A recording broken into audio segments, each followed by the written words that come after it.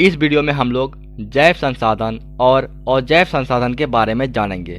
दोस्तों आप मेरे बातों को ध्यान से सुनिए और इसे समझिए। यहाँ पर ध्यान दीजिए जैव संसाधन पर। वे संसाधन जिसे जीव मंडल से प्राप्त किया जाता है अर्थात जिसमें जीवन व्याप्त है, जैव संसाधन कहलाता है। दोस्तों ये जो जैव संसाधन है, ये जैव संसाधन जीव मंडल किसे बोलते हैं? तो दोस्तों हमारे पर्यावरण में चारों ओर जितने भी जीव जंतु होते हैं, चाहे वो बड़ा हो या छोटा हो, हाथी घोड़ा हो, शेर हो या फिर छोटा मोटा कीड़ा मकोड़ा हो, तो सभी के समूह को जो है जीव मंडल कहते हैं। मतलब छोटा मोटा या बड़ा सभी प्रकार का जीव जंतु मिलकर जीव मंडल का निर्माण करता है। इस बात को ध्यान में रखिए। तो ये जो जैव संसाधन है, ये जैव संसाधन इसी जीव मंडल से प्राप्त किया जाता है। इस बात को ध्यान में रखिए। एक और बात यह ध्यान में रखिए कि ये जो जैव संसाधन है, ये जैव संसाधन में जीवन व्याप्त है। इस बात को ध्यान में रखिए। मतलब ये हुआ कि जितना भी सजीव चीज़ें हैं सभी को जैव संसाधन कहते हैं, क्योंकि सजीव चीज़ों में ही जीवन व्याप्त होता है। इस बात को ध्यान में रखिए। तो इसे पढ़ लीजिए अच्छे से कि ये जो जैव संसाधन है, वे संसाधन जिसे जीव मंडल से प्राप्त किया जाता है अर्थात जिसमें जीवन व्याप्त है, जैव संसाधन कहलाता है। इसे पढ़ लीजिए। अब एग्जाम्पल देखिए। यहाँ पर जैसे में है मनुष्य।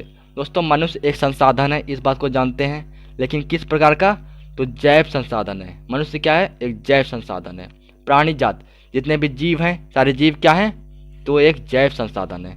वनस्पति जात जितने भी पेड़ पौधे हैं, ये सारे पेड़ पौधे क्या हैं? तो जैव संसाधन है। इस बात को ध्यान में रखिए। एग्जाम्पल को भी आप पढ़ लीजिए अच्छे से।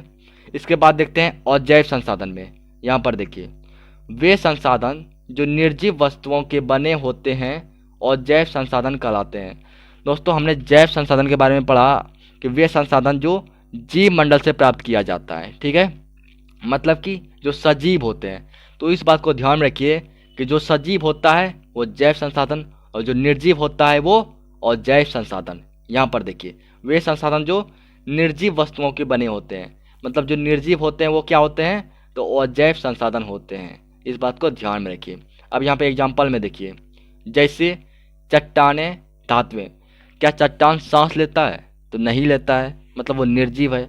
और निर्जीव है लेकिन वो एक संसाधन है, तो ये किस प्रकार संसाधन होगा? तो अजैव संसाधन होगा। इस बात को ध्यान में रखिए। धातुएं जो हैं, धातु से के बारे में आपने पढ़ा होगा केमिस्ट्री में। क्या वह धातु सांस लेता है? नहीं लेता है, निर्जीव है। निर्जीव है तो मतलब, लेकिन वो संसाधन है। इस बात को हम जानते हैं कि ये संसाधन है, लेकिन किस प्रकार का संसाधन है? तो अजैव संसाधन है। ठीक है, इस बात को हमेशा ध्यान में रखिए। तो सजीव होगा तो जैव संसाधन, निर्जीव होगा तो अजैव संसाधन। आप चाहें तो इन सब बातों को लिख सकते हैं जैसे मैंने लिखा है उसी तरह से। और दोस्तों मैं इसके बाद और भी वीडियो अपलोड करूंगा, इसीलिए चैनल को सब्सक्राइब कर दीजिए। Thank you.